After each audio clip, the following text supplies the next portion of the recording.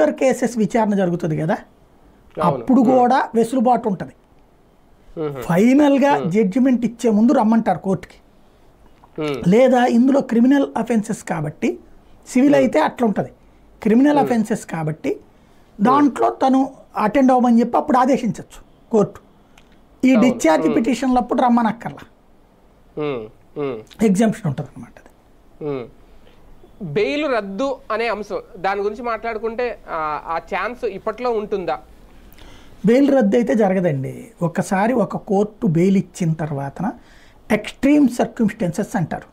అంటే for example ఆ కేసుని ప్రభావితం చేసేటటువంటి అఫెన్స్ అవతల పర్సన్ చేస్తే, లైక్ ఒక మర్డర్ కేసులో ఓ ముద్దాయి ఉన్నాడు, ఆ ముద్దాయి బయటకు వచ్చి ఆ మర్డర్కి సంబంధించి కంప్లైంట్ పెట్టిన వాళ్ళ మీద దాడి చేశాడు అనుకోండి, అప్పుడు వస్తాయి క్రిమినల్ కేసుల్లో, అట్లాంటి సందర్భంలో మాత్రమే.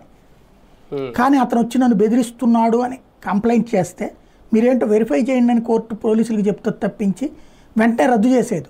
అట్లయితే ఈ దేశంలో ఎవడు బెయిల్ మీద ఉండడు. ప్రతి ఒక్కరు కంప్లైంట్ పెట్టిన వాళ్ళందరికీ కూడా బెయిల్ రద్దు చేయమని అవతల వెళ్ళిపోతాడు.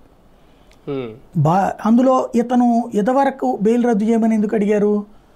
ఈ ప్రభుత్వంలో ఉన్నాడు కాబట్టి. ఇప్పుడు ప్రతిపక్షంలో మాకు ఇంకే ఉండదు. ఇంకొకటి ప్రభావితం, ఇంకా ఇన్ని రోజుల తర్వాత ఇప్పుడు ప్రభావితం చేసేది ఏంటి అందులో అతను బేసిక్గా. కాబట్టి బెయిల్ కొట్టేయడం అనే ప్రసక్తి ఉండదు, అది ఇంపాసిబుల్. అది కేవలం పేపర్లో రాసుకోవడానికి మానసిక సంతృప్తి తప్పించి ఏమీ లేదు. అదే కదా, రైట్. చూద్దాం. మొత్తానికి జగన్ అక్రమాస్తుల కేసుల వ్యవహారానికి సంబంధించి